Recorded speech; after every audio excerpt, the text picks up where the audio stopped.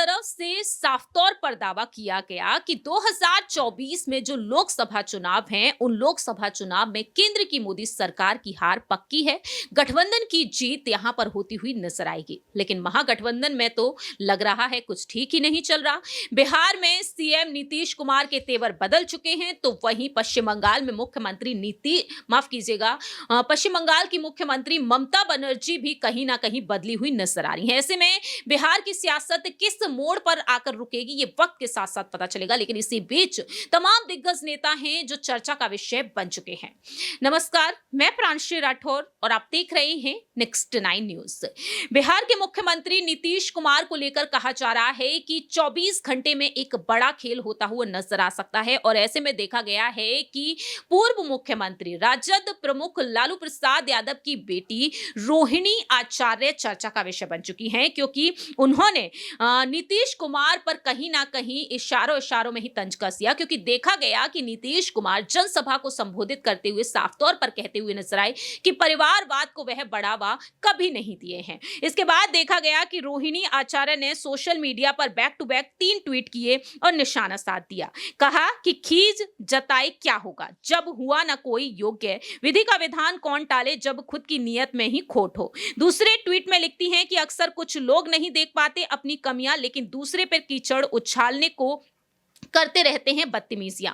और देखा गया साफ तौर पर कि यहां पर बाद में उन्होंने ये ट्वीट डिलीट भी कर दिए। ऐसे में यहां पर सवाल ये उठ रहे हैं कि आखिरकार रोहिणी यादव ने इन ट्वीट्स को डिलीट कैसे कर दिया। दरअसल अंदरूनी सूत्रों के मुताबिक ये दावे तक किए गए हैं कि रोहिणी आचार्य ने जिस तरीके से ये ट्वीट किया, इसके बाद नीतीश कुमार ने संज्ञान लिया और ये जो ट्वीट्स किए गए थे उनकी तरफ से उन्हें तुरंत ही डिलीट कर दिया गया। इस बीच देखा जाए तो रोहिणी आचार्य को लेकर तमाम खुलासे हो रहे हैं। जानकारी दे दें कि रोहिणी आचार्य सोशल मीडिया पर जो काफी ज्यादा एक्टिव रहती हैं, अक्सर राजनीतिक मुद्दों पर अपनी बात खुलकर रखती हुई नजर आती हैं। एक राजनीतिक परिवार से वह जिस तरह से ताल्लुक रखती हैं, उसके मुताबिक वह खुलकर अपनी बात रखती हुई भी देखी जाती हैं।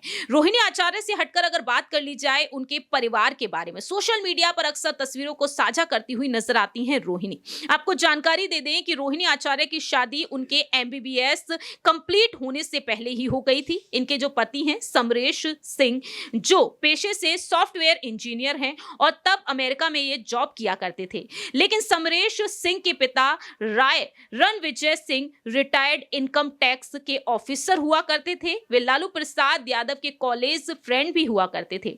रोहिणी तब जमशेदपुर के एमजीएम से एमबीबीएस कर रही थी। आपको जानकारी दे दें कि रोहिणी के जो हस्बैंड हैं समरेश सिंह सिंगापुर में सेटल हैं और वह प्रेजेंट टाइम में एवरकोर पार्टनर्स नाम की कंपनी में मैनेजिंग डायरेक्टर हैं।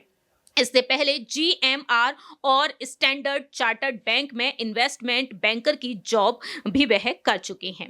इस तरह से देखा जाए तो रोहिणी यादव यहां पर बेहद शानदार जिंदगी बिता रही हैं अपने पति के साथ। आपको जानकारी दे दें कि बीते पिछले साल जुलाई में लालू के बेटे तेजस्वी यादव की बेनामी संपत्ति मामले में जिस तरह से नाम सामने आया, उस वक्त खबरें ये तक सामने आई कि रोहिणी आचार्य को डिप्टी सीएम बनाया जा सकता है। अब आने वाले समय में देखना होगा कि रोहिणी आचार्य राजनीति में एक्टिव होंगी या फिर नहीं। फिलहाल देखा जाए अपने पति और बच्चों के साथ वह खुशहाल जिंदगी बिता रही हैं। इस खास रिपोर्ट में इतना ही। बाकी की तमाम अपडेट्स के लिए देखते रहिए नेक्स्ट 9 न्यूज।